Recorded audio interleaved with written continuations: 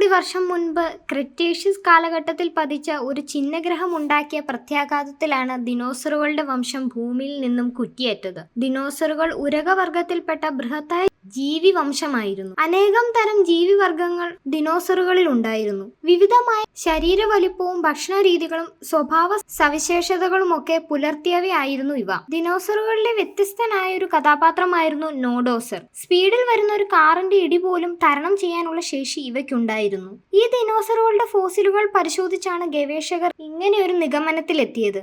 സസ്യാഹാരിയായ ഈ ദിനോസർ 18 അടി വരെ നീളമുള്ളവയാണ്. 11 കോടി വർഷം മുൻപാണ് ഇവ ജീവിച്ചിരുന്നത്.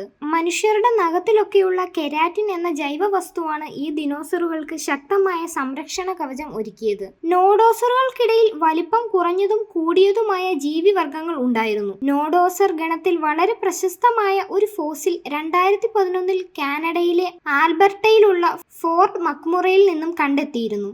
ബോറിയലോ പെൽറ്റ മാർക്ക് മിഷേലി എന്നായിരുന്നു ഈ ഫോസിലിന്റെ പേര്.